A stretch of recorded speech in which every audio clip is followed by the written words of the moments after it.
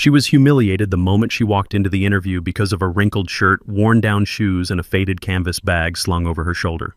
"Must have walked into the wrong building," the receptionist whispered. Who shows up like that to an interview?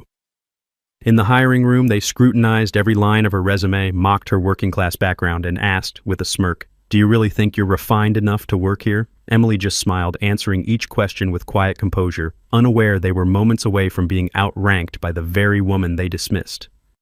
Even before she stepped through the tall glass doors of Cunningham Langston Real Estate, Emily Brown had felt a faint prickle of apprehension. The building towered over the block, reflective panels glinting in the morning sun. She clutched her canvas bag with one hand, smoothing down her wrinkled blouse with the other. A part of her had almost turned around to go home, uncertain if she should be entering a space so resolutely high-end. But there was a determined spark in her heart, something that told her to face the day no matter the intimidation. With a firm push, she entered the lobby, feeling a rush of climate-controlled air against her cheeks. That first moment crossing the threshold sealed her fate. Behind the reception desk stood a young woman, coiffed hair, immaculate makeup, wearing a name tag and an expression that withered at the sight of Emily's scuffed shoes. Emily approached, explained she had an interview, and the woman's lips curved in mild distaste as she pointed to a seating area. The hush that followed felt loaded with tension, as if the entire building exhaled in judgment. Emily found a corner chair near a potted plant and settled there, ignoring the curious stares of the other candidates. She recognized their polished attire, crisp suits, leather portfolios gleaming. Hers, by contrast, was a battered bag she'd used for years, the canvas frayed at the edges. She reminded herself she had chosen not to indulge in the wealth she came from her family background that might have afforded her a different life. She hadn't told them about her father's estate or her mother's lineage, preferring to forge her own path. And here she was at this interview, anticipating a simple administrative job in a place that prized status above all else. She glanced around, taking in the subtle opulence, marble floors that glistened as staff walked by, the hushed hum of suits brushing fine fabric, faint scents of cologne and perfume mingling in the air. A large abstract painting hung across one wall, its colors bold and aggressive as if proclaiming the firm's ambition. She thought about how real estate was, an industry where illusions often triumphed, but she still believed it could be something more, something about connecting people to spaces that suited their genuine needs. She wanted to see if Cunningham Langston had any sincerity left in it, or if it was purely a vanity mill. That curiosity had compelled her to apply, even though the position was small. As she watched the other candidates sign in, she heard them toss around references to their Ivy League degrees or their prestigious internships. She remained silent, her own background unspoken, her resume minimal by design. Her father had once told her that the measure of her soul wasn't in the name of her university or her net worth, but in how she treated others. She repeated that silently in her mind, letting it steady her. A tall man with salt and pepper hair emerged from an interior door, scanning a list before calling out a name. One candidate rose, smoothing her blazer, and walked confidently after him. Emily took a slow breath, bracing herself. She knew her turn would come soon. Even so, she felt no urge to adjust her wrinkled shirt or try to perfect an image she didn't believe in. A slender woman in a sky blue suit sat 2 chairs away, tapping her pointed heels impatiently. She snuck glances at Emily's outfit, apparently appalled by the difference. Emily pretended not to notice. Instead, she gazed at her own reflection in the polished floor, recalling how she used to rummage secondhand shops with her mother for clothes that still had life. She refused to be ashamed of that. She understood she was drifting into an environment where such a background might seem offensive, but her father's voice in her head insisted, "Stay true." When the receptionist finally murmured, "Ms. Brown, they're ready for you," Emily rose, hitching her bag onto her shoulder. The woman's smirk remained as she handed over an elevator pass. "You'll need that for the 35th floor," she said, eyes flicking over Emily's wrinkled blouse one last time. Emily nodded in thanks, stepping into the elevator alone. She pressed the button, feeling the hush of rising. She took a moment to center her breathing, recalling that, as a girl, she'd always dreaded moments like these, exposure to a crowd that might judge her. Yet she also remembered how she'd chosen to leave behind her family's wealth, longing for a simpler life. She had no regrets about that choice. It taught her humility, empathy for those who struggled. She just hadn't anticipated how harsh a place like Cunningham Langston might be. The elevator opened onto a sleek corridor. Frosted glass doors lined the walls, each labeled with departmental titles in stylish fonts. She followed the sign for the interview suite, passing by staff in designer outfits clicking down the hall in expensive shoes. Their sidelong glances told her everything they saw her as an anomaly. She stepped into a small waiting area where a new receptionist with perfect eyeliner and a phone pressed to her ear beckoned her to wait. Another few minutes slipped by, tension coiling. Finally, the door to the conference room opened, releasing a man who walked out with a triumphant grin. He shot Emily a look of pity as if sure she wouldn't measure up. Then Ms. Carter, the HR director Emily had read about in the job listing, stuck her head out. She was tall hair and a tight chignon, wearing a crisp blouse that likely cost more than Emily's month's rent. "You're Ms. Brown? Come in," Ms. Carter said, voice clipped. Emily followed, heart pounding, but her expression calm, stepping into a large glass-walled room that overlooked part of the city skyline. The windows revealed high-rises glinting in the mid-morning sun. She saw her reflection again, unassuming, overshadowed by the brilliance of wealth behind her. Mr. Dalton, tanned and smug, sat at the head of a long table, fidgeting with monogrammed cufflinks. Ms. Carter took a seat beside him, crossing her legs elegantly. Another man, younger, typed notes on a tablet, barely glancing up. Emily sank into the chair at the table's opposite end, resting her bag on the floor. They asked for her resume, though she'd emailed it. She complied, sliding a simple folder. Ms. Carter opened it, scanning with bored eyes. Mr. Dalton sighed as if impatient. So he began, "Ms. Brown, you're here for an administrative role. But, looking at your background," he paused to flick the pages, "I see no high-profile corporate experience, no advanced degrees from schools we typically see. And you're older than some applicants we get for entry-level positions. Why the pivot to real estate?" Emily drew a breath. She explained she'd done small stints in property management, smaller broker offices, and non-profits, had a passion for connecting people with homes, believed in the potential for ethical real estate. Her words sounded modest. She withheld mention of the schools she actually attended, how she'd studied architecture and urban planning under a different name. She had chosen not to display her upper-class background on the resume. She wanted them to judge her for who she was, not for the privileges she'd once had. Ms. Carter frowned, tapping her pen on the polished tabletop. "Nonprofits volunteer work mission stints. Are you sure you can handle the demands of our clientele? We cater to an upscale market, international investors, celebrities. They expect staff with a certain polish." She eyed Emily's wrinkled blouse as though it confirmed her suspicion that Emily lacked refinement. Emily's voice stayed calm. "I believe courtesy and professionalism can transcend clothing. I'm fully prepared to adapt to your client's needs." Ms. Carter shared a derisive glance with Mr. Dalton, who sighed. "This is Manhattan's prime real estate, Ms. Brown. People here judge you in the first 3 seconds. They see your outfit, your posture, your jewelry. We need someone who looks the part." "No offense, but you appear unprepared. Even your shoes." He trailed off, letting the insult stand. Emily didn't flinch, though the sting sharpened in her chest. She stated calmly, "If my skill, my dedication to the job, and my willingness to learn count for nothing, then this might not be the right place for me." She half expected them to dismiss her on the spot, but Ms. Carter smirked. "You're right, it might not be. But let's keep going. We have a few more questions." Emily nodded, steeling herself. The questions that followed were pointed, some half mocking her references, others doubting her ability to represent wealthy clients. They made jibes about her gaps in employment, asked if she took time off to find herself, or if she was traumatized by a failed relationship. She answered politely, never rising to anger. Inside, she felt her father's moral compass guiding her not to lash back. The younger man tapped away at his tablet, occasionally scoffing quietly at her answers. Ms. Carter leaned forward again. "Let's say a multi-million-dollar client arrives. They step out of a limo wearing the finest brand names. You greet them at the door with, 'That shirt, those shoes.' They might question our credibility."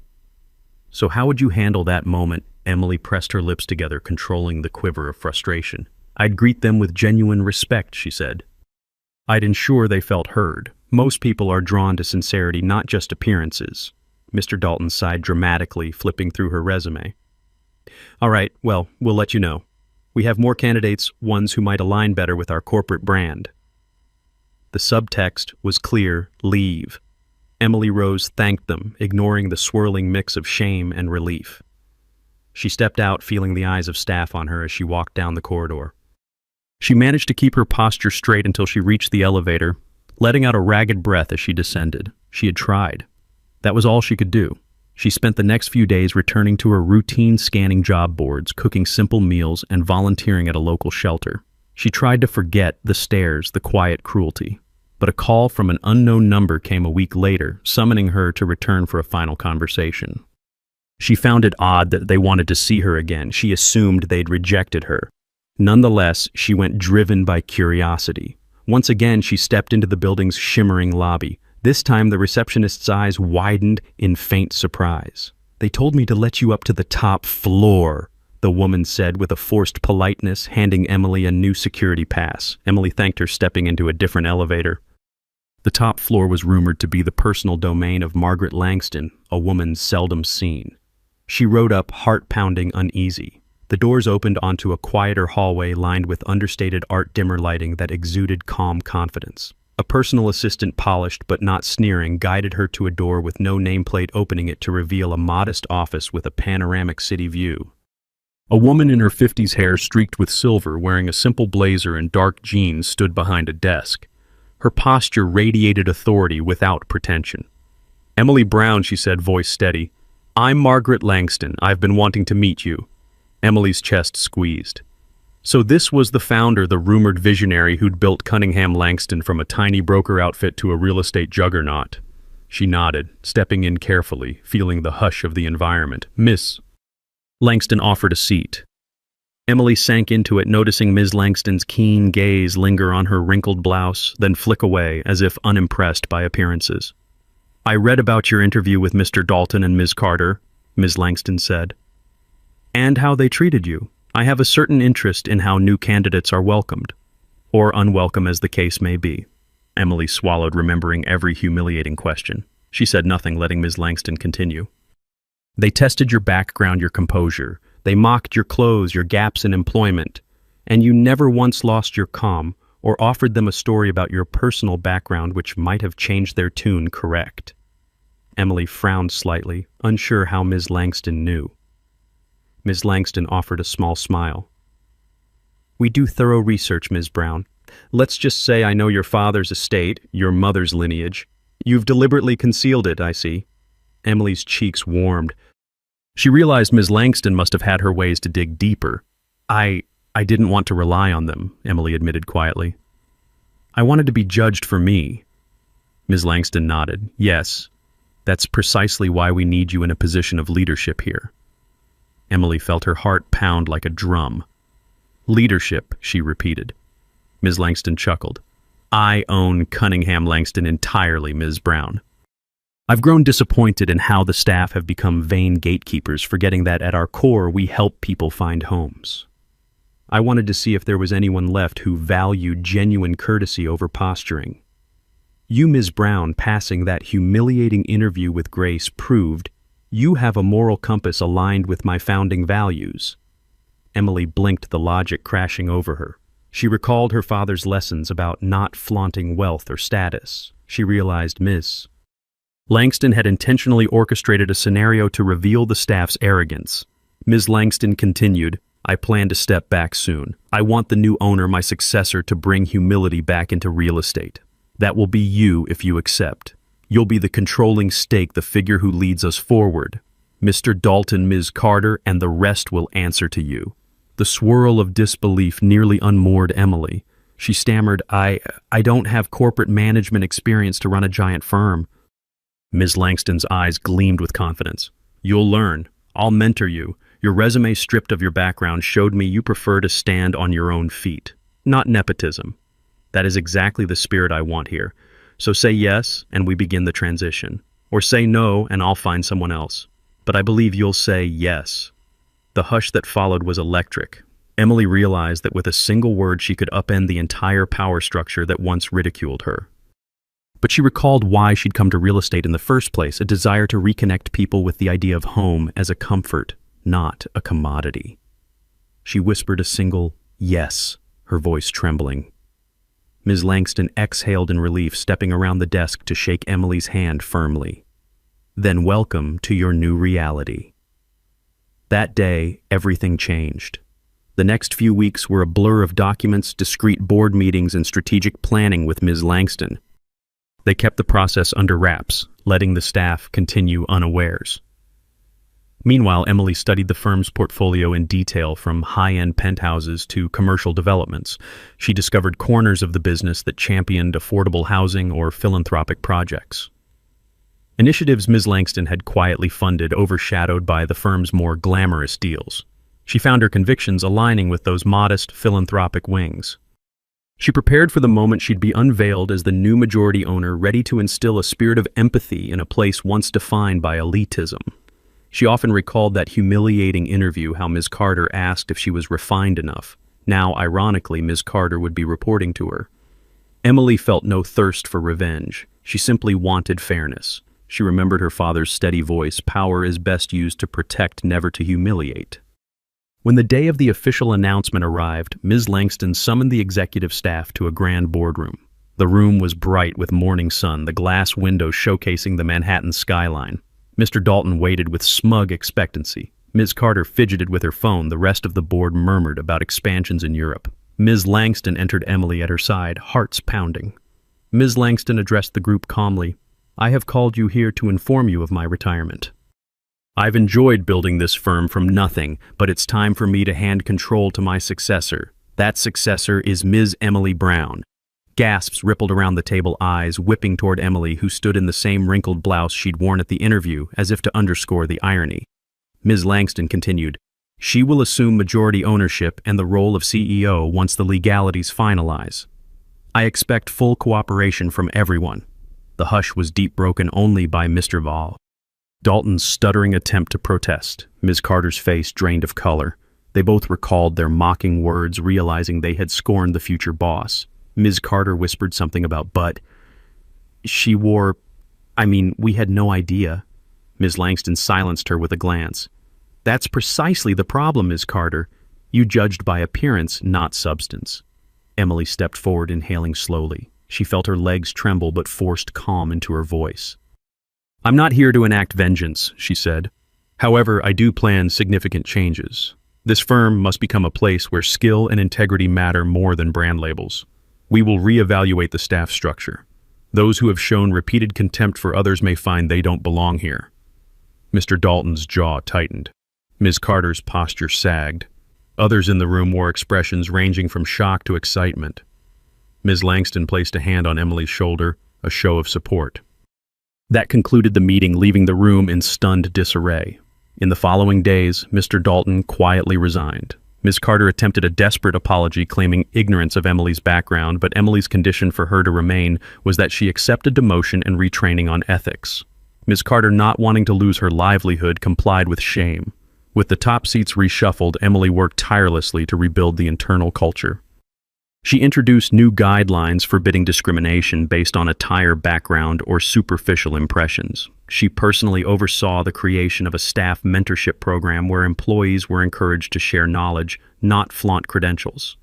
The building's vibe gradually softened. Receptionists learned to greet each visitor kindly, no longer smirking at mismatched outfits. Ms. Carter, now in a supportive role, found herself training under a new HR manager who championed empathy and fairness. The transformation didn't happen overnight. Old habits died hard. But the shift in leadership approach was undeniable. Meanwhile, the real estate deals continued, many large-scale. Emily attended meetings with bankers, wealthy clients, and city officials wearing modest outfits that refused to bow to the high-fashion norms. She carried a battered leather folder for her notes, a quiet reminder of her history. Some clients gawked at her unorthodox style, but they soon learned her intelligence and resolve were unassailable. She brokered deals that balanced profit with social responsibility, channeling Ms. Langston's philanthropic spirit. Gradually, the firm's reputation soared beyond pure luxury to champion sustainable, community-friendly projects. Journalists took notice, lauding the new face of Cunningham Langston, a woman who overcame scorn and now redefines success. In private, Emily found time to reflect on the arc of her journey. She never flaunted her father's estate or her mother's lineage, even though Ms. Langston had discovered it. She felt no need to publicly claim that heritage. She had proven her worth on her own terms.